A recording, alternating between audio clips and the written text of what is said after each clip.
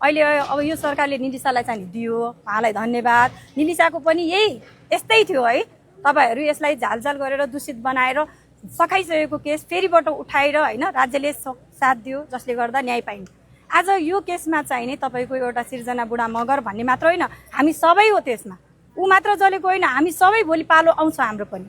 ऊ गलत थियो, सही थियो, उसको पास्ट के थियो त्यो हामीले बुझाएन। उसलाई न्याय चाहियो। ऊ जलाएर मारिएछिन् र जलाएर मारिएछिन् भन्ने क्रममा पनि प्रमाणित भएको छैन। प्रमाण मात्र सबै कुरा हो भन्नुहुन्छ भने ठिक छ। ऊ अहिले जुन प्रशासनले हस्पिटलले दिएको प्रमाण अनुसार त उनले आफै मरिन् भन्ने कुरा आछ। के प्रमाण मात्र सही हुन्छ? प्रमाण सही हुन्छ भने आज क्यान्सरै नहुने व्यक्तिलाई क्यान्सर प्रमाणित गरेको थियो, जिउँदै बच्चालाई मृत प्रमाणित गरेको थियो होइन हस्पिटल, भेरी हस्पिटलले।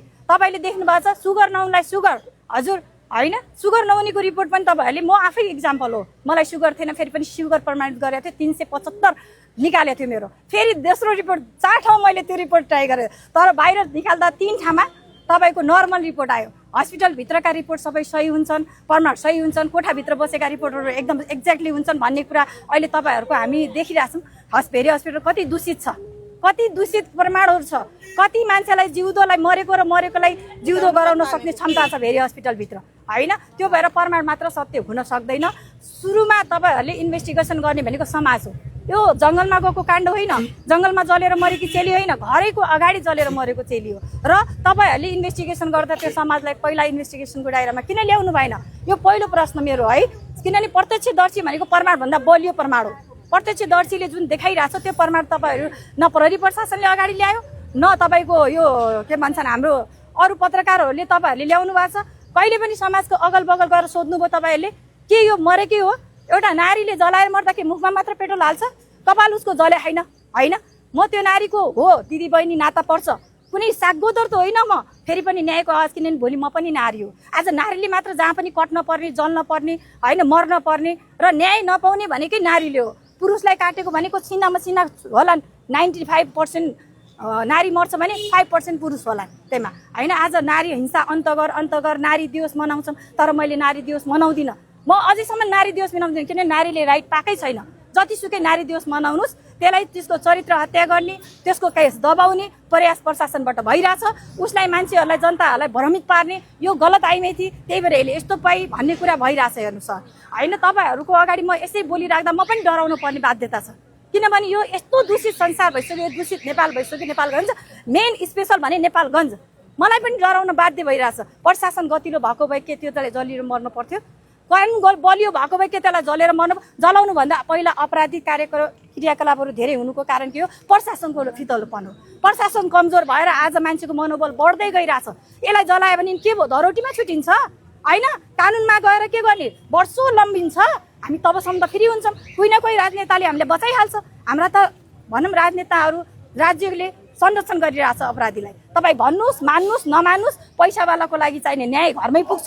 गरिब, बोल्न नपाउने, बोल्न नसक्ने होइन, पावर पहुँचमा नभएकाहरूका लागि अन्यायमै जिन्दगी सखाप गर्नुपर्ने पर्छ। आज म पनि यो कारण बोलिरहेको छु, मलाई यो भनिरहेको छु नि त, म यो आफ्नो स्वार्थ कुनै लोभ प्रलोभनमा आएर बोलेको होइन। मलाई मेरो छोरीबेटीको पीड छ, मेरा पनि दिदी बहिनी छ होइन। मेरा संसार यहाँ यही नेपालगञ्जभित्र छ। भोलि आज बुढा मगर मर्या छ, भोलि नेवार मर्छ, भोलि होइन बाहुन मर्छ। त्यही भएर सबै चेलीको संरक्षणको लागि नै मैले आवाज उठाएको। आज मैले मेरो डरलाई छ, मुटुमा मलाई पनि मनभित्र छ डर। म पनि मान्छे हो, मलाई पनि मर्न डर लाग्छ के। मर्न त्यति सजिलो छैन के। पेट्रोल हालेर मर्ने एक ठाउँमा खुटुक्क, त्यो तपाईँले देख्नु भएको छ फोटो होइन। फेस मात्र म्याक्सिमम जलेको भने फेस जल्नु भनेको अर्थ के हो? प्रमाण मिटाउनु। बुझ्नुभयो? तपाईँहरूले बुझ्नुहुन्छ बुझ्नुहुन्न, प्रत्यक्षलाई प्रमाण चाहिन्न।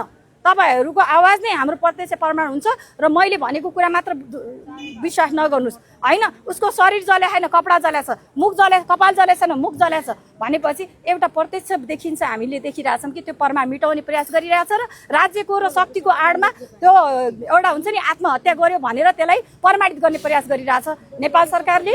यति बालन सर भनौँ सुदन गुरुङ सरहरूलाई म रिक्वेस्ट गर्छु, उहाँहरूको पनि निलिसा जस्तै यसलाई पनि मध्यनजर राखेर सूक्ष्म फेरिबाट यो तपाईँको यो के भन्छन् पोस्टमार्टम गरियोस्, फेरिबाट रिन्यू गरियोस् र यसलाई स्पेसलिस्ट, यहाँ भेरी हस्पिटल दूषित छ, मैले किटाने गरेर भन्छु दूषित छ, यहाँको प्रमाण हामी मान्दैनौँ।